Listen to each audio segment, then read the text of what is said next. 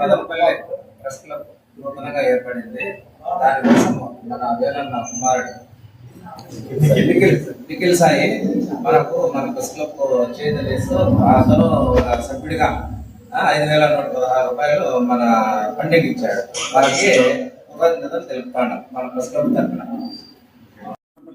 నూతనంగా ఏర్పాటు చేసే విషయం మదనపల్లె పట్టణ ప్రజలందరికీ తెలిసిన విషయాన్ని. మరి నిన్ననే కమిటీ ఎన్నుకున్నాను.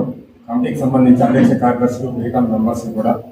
అయితే సీనియర్ జర్నలిస్ట్ అయిన మదనపల్లికి చెందిన వేణు గారు వాళ్ళ కుమారుడు ఈరోజు మాకు 5,116 రూపాయలు తొలి విడతగా రిజిస్ట్రేషన్ కానీ అతను ఈరోజు బండి ఇవ్వడం జరిగింది.